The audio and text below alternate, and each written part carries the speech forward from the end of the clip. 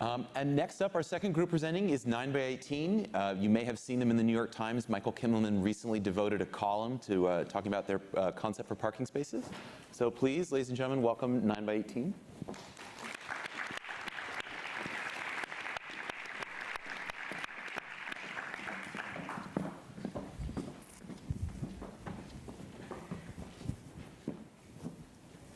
Good evening. I'm Sagi Golan. This is Nathan Rich and Miriam Peterson. We are very excited to be here. We want to thank the Municipal Art Society for giving us this amazing opportunity and for the Institute for Public Architecture for supporting our initial research during the course of the summer.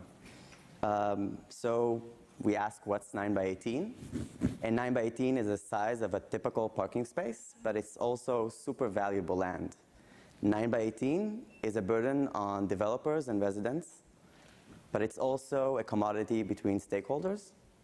And finally, we believe that 9 by 18 is about choices. So Mayor de Blasio announced his affordable housing plan. He wants to construct 80,000 new and preserve 120,000 affordable housing units.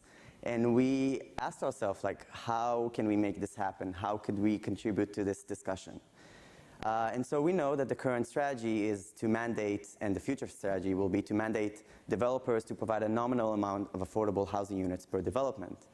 And a very high-profile project that was recently in the news was 40 Riverside Boulevard that seeks to provide 50 affordable housing units. So if we just put this into context, we'll need 1,600 of these projects. So it's quite clear that a spotty rezoning and one-off projects are just not going to be enough. And we believe that a strategic citywide approach is critical.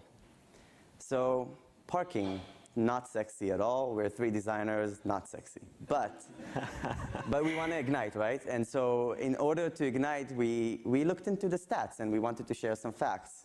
And so when the current regulations provide an average of one parking space to be built for every 3 newly constructed units, and then we read that 84% of New Yorkers use their car for household chores.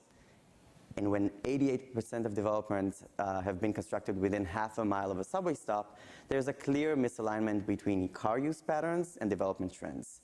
So in order to achieve the affordable housing goal, we believe that parking could be really an agent of change.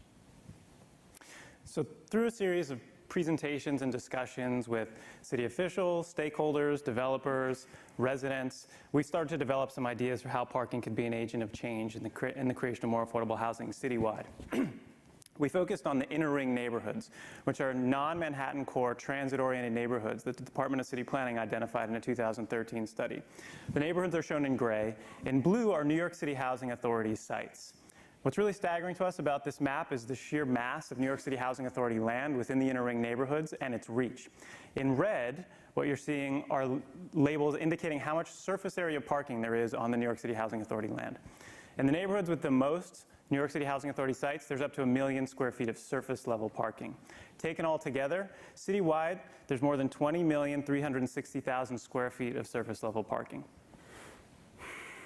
That's more than roughly two-thirds the size of Central Park. And we think it's more than enough land to develop 80,000 affordable housing units. NYCHA typology, building typologies are well known to us. It's often a single building type repeated across a site in a highly geometric pattern on a super block. One of the things that our study revealed that's very interesting is that the parking lots themselves also have typologies. Sometimes they appear at the corner of a NYCHA site, sometimes they're through the entire block, but they're always a typology. Additionally, if we look at the space themselves, the 9 by 18 dimension, it lends itself particularly well to residential construction. So these two ideas taken together mean that there's a potential here for replicable ideas and replicable systems that could be used across the city on NYCHA sites for the development of affordable housing. When we look at some of these sites where there's the most NYCHA land, you can see just how much potential there is for this idea. So these are three neighborhoods in New York City with a particular high density. In yellow, you see NYCHA land. In red, you're seeing the surface area parking.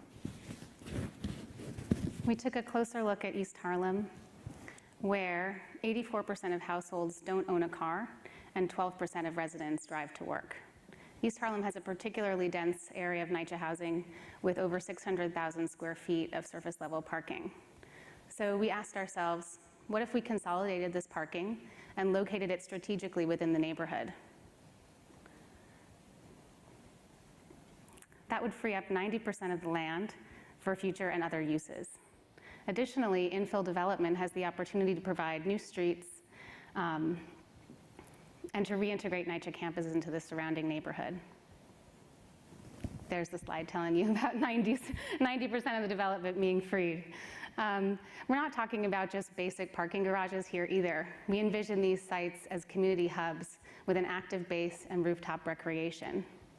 Additionally, we examine the code and recommend changes to the existing requirements, which encourage parking to be developed in direct relation to the number of apartments constructed. Rather, we feel that parking should be required based on the size and type of unit, proximity to transit, and the level of affordability provided. Money saved constructing parking could subsidize the construction of additional affordable units. Additionally, new construction in these neighborhoods would be able to pay to construct and house their new parking on these new parking sites. Here's an example of an existing parking lot in East Harlem. Re-envisioned, these new sites have the opportunity not only to provide more housing, but also to provide community services, resident services, and other creative programming that can not only enrich the lives of NYCHA residents, but also their neighbors. Infill development on NYCHA sites is not a new idea, but previous attempts have failed because they've been top-down and they've approached residents last. We believe for this to be a plausible solution that we need community engagement first. And that's what we're trying to do right now with our project and through our IOB campaign. We're seeking funds and volunteers to help take 9 by 18 to the residents of NYCHA. Thank you. Thank you so much.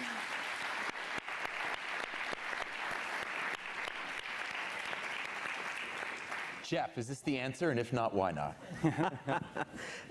It's exciting, right? I love the presentation. It gets your mind really thinking about this.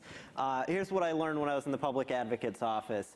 Lots of people in New York City, especially in the outer boroughs, love their cars and love their parking spaces. And so the idea that even if you're moving their parking spaces a few blocks away could terrify people. This sounds extreme, but I can tell you that this is very important to a lot of people. And so I am wondering if you've gotten any sort of initial feedback from NYCHA residents about their sort of openness to this general idea that their parking could get moved somewhere else. Well, one of the things that we would like to do next is actually to discuss specifically with residents what kinds of trades would you be willing to make. So if we take your car space and we move it 3 blocks away, what would you like to see in place of that? How can we trade your parking? Again, not taking it away necessarily, but what are you willing to trade for that? And I think we believe that there is an educational component to this, and that's part of what we want to do. It's not only about asking NYCHA residents what they want to trade off, but it's also basically discussing what is available to them, what could happen, and it's, I think it's major to show the range of possibilities and options as well. Reactions? What are the legal laws that would need to be changed? What are you up against in terms of, is this dependent on sort of micro units or? No. Not necessarily, although I think it's linked to micro units, and there's a lot of potential. One of our diagrams actually showed a micro unit overlaid onto a parking space. But it's actually, like Miriam said, it's been attempted before. Actually, under the Bloomberg administration, they did the land lease plan, where they actually identified some of these sites as for potential opportunities for development. And the way that the structure that they were going to use to do that was a 99-year lease from NYCHA, who owns the land, to the developer. The reason it ended up not going forward was because a lot of the resident groups sued, and then the de Blasio administration, until the de Blasio administration took office and put it on hold. Right. And technically speaking, if NYCHA wanted to develop their parking lots, they could do so tomorrow. Whether the residents would, go along with it is another question. And would you propose financing it? That's a big question, right? That's like the $1 million question. Yeah. And I think this is something that we are still struggling with, and it's something that you need to make the equation work. And also already, like de Blasio did not release how how many affordable housing units he is going to mandate each development to provide, because we're still working on the numbers, right? And I think it will be a long process for us to understand, and one of the things is that we are asking for a bit more help to see how this economic structure will help. Some of the initial, some of the initial input that we've gotten is to focus on sites where the land values are a little bit more known.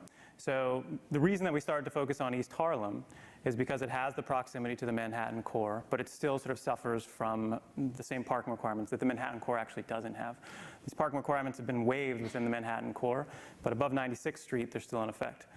But the fact that it exists as closely to Manhattan as it does, and the fact that it's as transit-oriented as it is, means that that land has sort of, I think, calculable value, and clearly calculable value. I think this project is brilliant, and I absolutely agree with you that community engagement has to come first.